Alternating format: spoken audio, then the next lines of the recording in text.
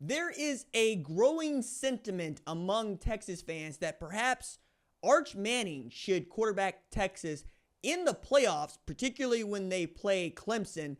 And there's reason to believe that's not a bad idea, but also why it might happen anyway. And we need to talk about what this means for Clemson, what this means for Texas, what this could ultimately mean for Quinn Ewers and Arch Manning going into 2025. What's up, kinfolk? It's RJ Young. I am not on a step mill. If this is your first time watching the #1 college football show or your 1000th and you have not subscribed, please subscribe to the channel, ring the bell so you don't miss any of the segments that we upload here where we talk about college football every single day. I love it. It's my favorite sport. It's always been my favorite sport, and I am blessed to be able to do this for Fox, National College Football Analyst. My 17-year-old me goes nuts. He's like, wait a second, what? We're doing what in 20 years? Hell yeah. So I want to bring that energy to this Texas conversation because, frankly, I'm an Oklahoma fan, and you can tell the objectivity is over here because I have good things to say about Texas, and I've been having good things to say about Texas, and Texas fans don't want to give me the benefit of the doubt on that. Meanwhile, Oklahoma fans be like, yo, dog, can I turn this off? Can I turn this off? Hey, do what you got to do. I understand. I appreciate you checking in to see what it is that I'm going to talk about. And it ain't going to be bad stuff about Texas, and you're going to be like, nah, I need to check out. Meanwhile, Texas fans be like, where the popcorn at? I get to hear this Boomer Sooner tell me good things about my Longhorns as his Boomer Sooners are 6-6, staring at the damn Armed Forces Bowl, begging for quarterbacks, begging for offensive linemen, ain't got no wide receiver room to speak about. Let me get up off my team. Look, I think that the Arch Manning experience is probably going to be one that Clemson sees from time to time, and frankly, one that the Texas defense probably saw it a lot this week and last week because they're facing a guy in Cade Klubnik that does the things well that Arch Manning does well, which is make plays when the pocket breaks down or when you got to have it on first down. That's Cade Klubnik's superpower. He's great. He's not a great passer. He's a good passer. But he's a great quarterback. He has a great feel for what he sees him. Garrett Riley and he seem to be in sync going into this part of the season where they needed to beat Pitt. That dude went off for 50 yards, got him into the ACC championship game, and then they put a pop knot on SMU's head to get to the college football playoff. They got a lot of momentum going with them to DKR, but DKR is a tough place to play unless your name is Georgia, which is where the Arch Manning experience kind of gets flustered, right? It didn't matter that Arch Manning was more mobile and capable when the pocket broke down than Quinn Ewers because Georgia was just as fast, just as athletic, and just as expertly coached on how to contain Arch Manning. So much so that there was a package in the SEC championship game for him inside the 20-yard line, and there was little that Arch Manning could do with his legs. Now, I'm saying that to say Clemson ain't Georgia.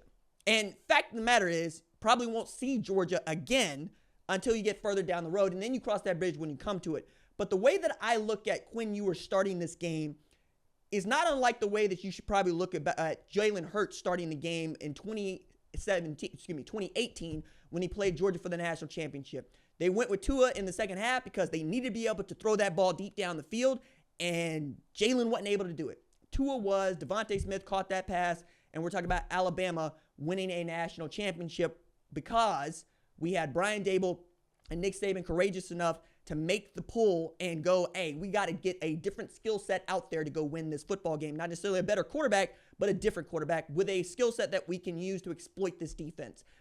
That's what you're probably going to need if you're Texas at some point, perhaps even against Clemson. I think that it's also a great way to continue to challenge the Clemson defense to respect either A, Arch Manning's ability to run, or B, he can throw it down the field. He's pretty damn good with his accuracy as well. That's Quinn Ewers' superpower. He's accurate when he throws the football. The thing is, he ain't the most mobile dude, so when the pocket breaks down, he takes a sack, right? He's not really getting rid of the ball like you would want him to, and he's been throwing the ball to other people.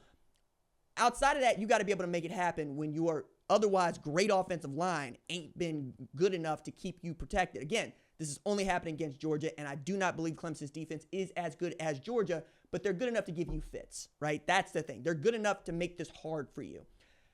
I tend to think of Arch Manning as Walker Buehler for the Dodgers in this World Series where, hey, we're looking to go win the damn World Series.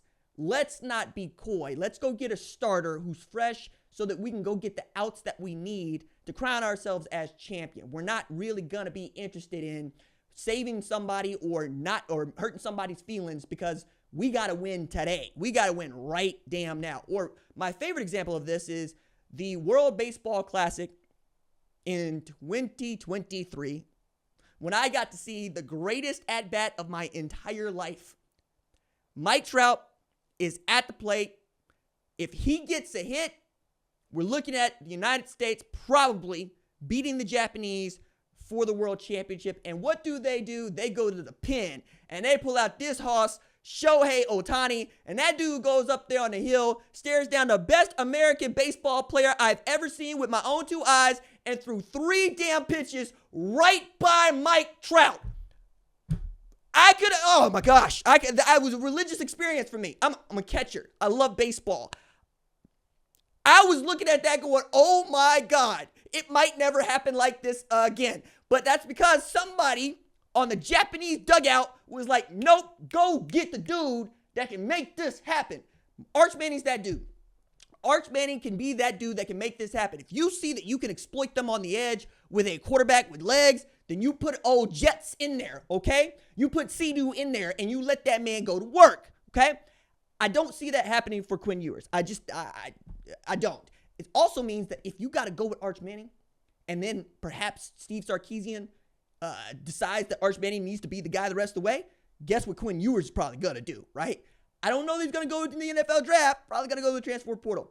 Texas wins the national championship. I expect Quinn Ewers to go into the go to the NFL draft. If they don't, Ohio State fans over here like, it'd be nice if we could hook up again. You know what I mean? You see what we got to work with over here at quarterback. I mean, don't worry about Julian Sand. Don't worry about that. That ain't no problem.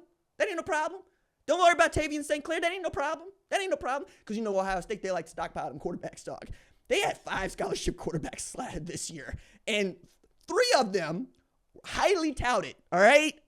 Damn. So maybe it's that. Maybe it's not. Whatever it is, Quinn Ewers probably make a lot more money next year playing college football than he would in the NFL. And then he can do what Cam Ward and Dylan Gabriel did, which is make himself a Heisman finalist, and then go get his NFL bag. I think the Arch Manning experience is one for which Texas fans want to speed up too because they believe that the offense is much better with him at quarterback and give Steve Sarkeesian more tools to play to work with. And one of the things that Sark has been awesome about is creatively making ways to get dudes wide, butt naked, open. I don't do the no Diddy thing. I think what I just said is fine because that's what it is. They wide open. You know what I'm saying? Could not be more wide open. That's what it is, okay?